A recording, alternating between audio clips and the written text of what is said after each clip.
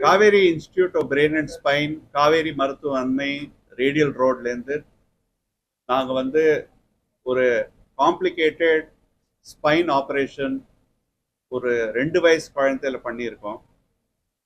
இந்த கதையை நாங்கள் உங்களோட ஷேர் பண்ண விரும்புகிறோம். இதோட அதிசயம் என்னன்னா, இந்த குழந்தை வந்து வெறும் 2 வயசு.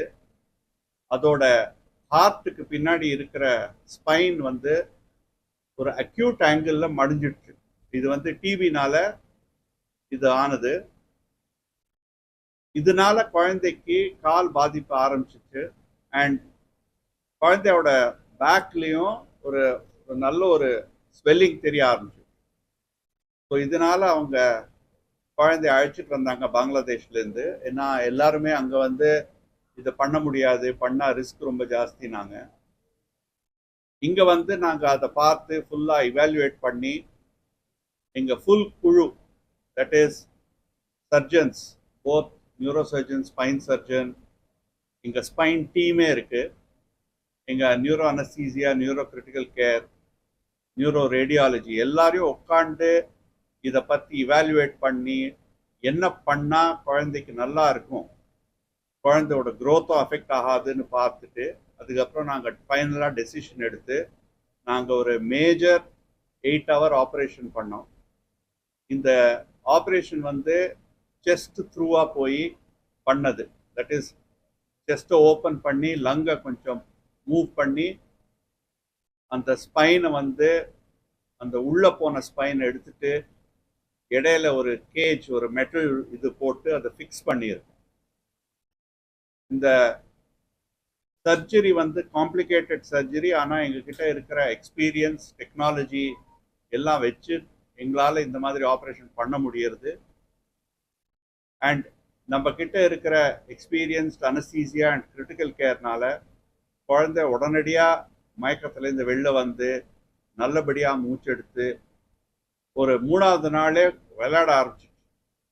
ஸோ அதுதான் ஒரு ரொம்ப நல்ல ஸ்டோரி, ரொம்ப நல்ல நியூஸ். அதுனா சென்னையில் இப்போ இந்த மாதிரி காம்ப்ளிகேட்டட், உலகத்தில் இந்த மாதிரி ரொம்ப கம்மியான இடத்துல இதை பண்ணுறாங்க, இந்த மாதிரி ஆப்ரேஷன்ஸ். ஸோ நாங்கள் வந்து இங்கே சென்னையில் இதை பண்ண முடியறது, பண்ணுறோம்.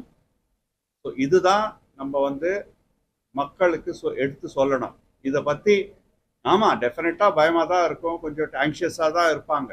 ஆனால் பயத்தினால இந்த மாதிரி ஒரு ஆப்ரேஷன் சக்ஸஸ்ஃபுல்லாக முடிகிற ஆப்ரேஷனை வந்து பண்ணாமல் இருக்கக்கூடாது.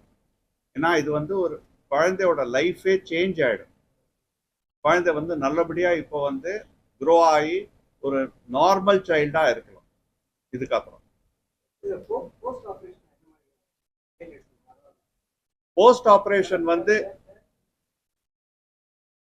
ஆப்ரேஷன் வந்து குழந்தை வந்து ஒரு ஆல்மோஸ்ட் 1 hourலயே நல்ல மயக்கத்துலேருந்து வந்து ஒரு 3-4 மணி நேரத்தில் நாங்கள் தண்ணி கொடுக்க ஆரம்பிச்சிட்டோம். அடுத்த நாளே உட்கார வச்சு, குழந்தைய படுக்க வைக்க முடியாது இந்த மாதிரி சின்ன குழந்தையில, சொன்னாலும் படுக்க மாட்டாங்க. ஸோ நாங்கள் வந்து குழந்தைய உட்கார வச்சு நடக்க வச்சு எல்லாம் பண்ணி 3வது நாள் அந்த 4வது நாள் அந்த பிளே ஏரியா, நாங்கள் ஹாஸ்பிட்டலில் டாய்ஸ் ஏரியாவில் போய் அதை விளையாட ஆரம்பிச்சிச்சு. ஸோ அதுதான் போஸ்ட் ஆப்ரேட்டிவ் பீரியட். பட் அதுக்கு வேண்டி நாங்கள் என்ன பண்ணியிருந்தோம்னாக்க, அந்த வலி இல்லாமல் இருக்கிறதுக்கு டாக்டர் பொன்னையா சொன்ன மாதிரி இந்த ரீஜனல் பிளாக், அந்த இடத்துல எங்கே ஆப்ரேஷன் பண்ணியிருப்போமோ அங்கேயே ஒரு பிளாக் மாதிரி கொடுத்து, ஸோ தட் அந்த குழந்தைக்கு அதிகமாக வலி தெரியாமல் இருக்கணும். அதுதான் முக்கியம். ஸோ குழந்தை போஸ்ட் ஆப்ரேட்டிவ்லி ரொம்ப நல்ல ஃபாஸ்ட்டாக ரிகவர் ஆகிடுச்சு.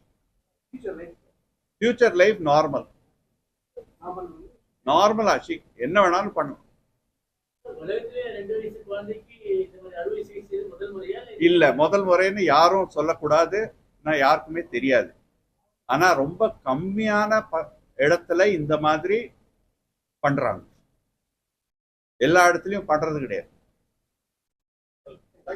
தேங்க்யூ.